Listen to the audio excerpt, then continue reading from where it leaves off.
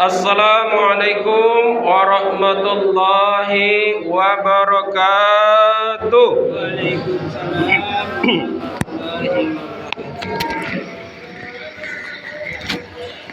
Hamdan wa salaman amma ba'du. Bersyukur kepada Allah Subhanahu wa taala dengan mengucapkan alhamdulillahirabbil alamin. Bersalawat kepada Rasulullah sallallahu alaihi wasallam dengan lafaz doa, Allahumma shalli ala sayyidina Muhammad wa ala ali sayyidina Muhammad. Yang sama-sama kita hormati pengurus musala, kemudian bapak-bapak, ibu-ibu jamaah Arafah, insyaallah dimuliakan dan dirahmati oleh Allah Subhanahu wa taala. Amin ya rabbal alamin. Adapun judul kultum kita pada malam yang ke-29 ini, 3 doa malaikat Jibril alaihi salam yang diaminkan oleh Rasulullah sallallahu alaihi wasallam. Suatu ketika Rasulullah sallallahu alaihi wasallam hendak menaiki mimbarnya, tiba-tiba Rasulullah mengucapkan amin pada tangga yang pertama. Kemudian naik ke tangga yang kedua, Rasulullah mengucapkan amin. Naik ke tangga yang ketiga, Rasulullah mengucapkan amin. Setelah turun dari mimbar, para sahabat bertanya kepada Rasulullah dengan terheran, "Ya Rasulullah, apa yang terjadi ya Rasulullah? Kenapa engkau mengucapkan amin sebanyak 3 kali?" Kemudian Rasulullah menjelaskan, "Wahai sahabatku, tadi malaikat Jibril alaihi salam berdoa kepada Allah dan aku disuruh untuk mengaminkannya."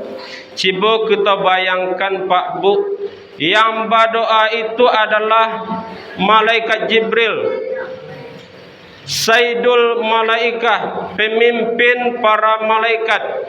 Yang mengaminkannya adalah Rasulullah, Sayyidul Anbiya wal Mursalin, pemimpin para nabi dan rasul. Maka mustahillah doa itu ditolak oleh Allah Subhanahu wa taala. Artinya Pak Bu, doa itu pasti dikabulkan oleh Allah Subhanahu wa taala. Apa 3 doa malaikat Jibril alaihi salam yang diaminkan oleh Rasulullah? Yang pertama, bu'dan liman zukirta inda falam yusalli alaika.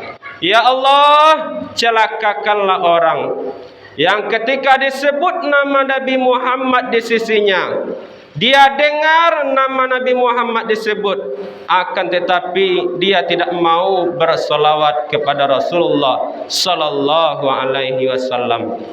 Kemudian Nabi menjawab, amin.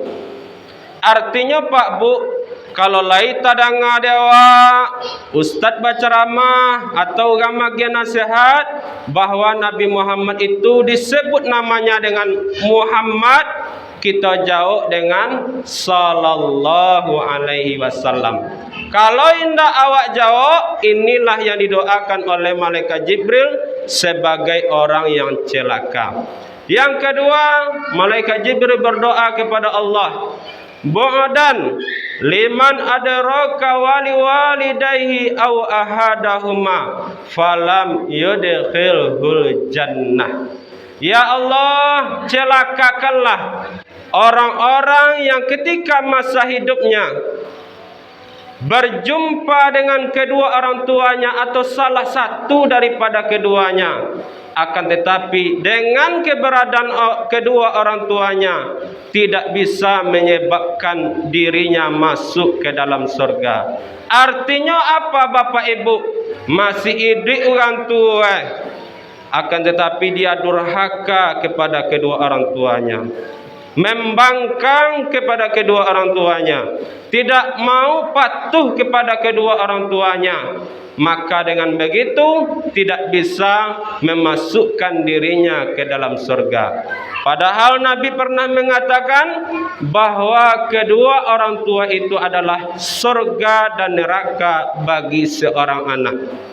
Apabila baik perlakuanmu kepada kedua orang tuamu, maka baik pula lah surga yang engkau dapatkan. Apabila tidak baik perlakuanmu kepada kedua orang tuamu, maka nerakalah tempatmu. Pepatah mengatakan, jadikanlah kedua orang tuamu itu sebagai raja, insya Allah rezekimu tak obatnya seperti para raja. Tapi jangan sebaliknya, engkau jadikan orang tuamu sebagai pembantu, maka rezekimu pun tak obatnya seperti para pembantu. Kita yang masih di orang tua, marilah kita berbakti kepadanya, patuh kepadanya. Bagi yang tidak ada orang tua, selalulah berdoa, berziarah. Kalau lai awak balabih rasaki awak, maka hadiahkan pahala untuknya. Itulah cara kita berbakti kepada mereka kalau mereka sudah tiada. Yang terakhir, malaikat Jibril berdoa kepada Allah, bu'dan liman dakhala Ramadan falam yughfar lahu. Ya Allah, celakakanlah orang-orang yang diberi kesempatan berjumpa dengan bulan suci Ramadan, akan tetapi dosa-dosanya tidak diampuni oleh Allah Subhanahu wa taala. Artinya apa Pak Bu? Dia gede Allah kesempatan berjumpa dengan bulan suci Ramadan, siang harinya inyo nak puasa, malam nak satu tarawih dan mengerjakan amal-amal yang lainnya. Ketika lebaran, inyo pula yang cak pakaiannya, inyo pula yang darih takbirah, manangih takbir, Allahu Akbar, Allahu Akbar, menetes aja mata. Aku cek malaikat, kamal salamu goyang. Kok kini yang terbaiknya? Nauzubillahi min zalik. Kalau lebaran itu sebenarnya Pak Bu, hanya diperuntukkan bagi orang-orang yang amuah beribadah di dalam bulan suci Ramadan. Siangnya berpuasa, malam satu tarawih dan mengerjakan amal-amal yang lain. Ketika lebaran, mengumandangkan takbir, menetes air matanya, menangis inyo karena telah ditinggal oleh bulan yang mulia, bulan yang penuh ampunan. Kalau ikut terasa bagi awak, maka insya Allah dosa-dosa awak diampuni oleh Allah Subhanahu wa taala. Karena kata Nabi bersabda di dalam sebuah hadisnya, man samahu wa qamahu imanan wa ihtisaban ghufira lahu ma taqaddama min dzambih. Barang siapa yang berpuasa di siang hari di bulan suci Ramadan, malam harinya dia salat tarawih dengan iman dan mengharap keridhaan Allah, Allah ampuni segala dosa-dosanya yang telah berlalu.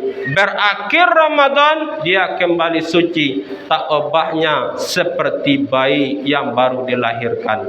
Mudah-mudahan jamaah Arafah tidak termasuk orang-orang yang didoakan oleh malaikat Jibril alaihi salam sebagai orang yang celaka. Amin ya rabbal alamin.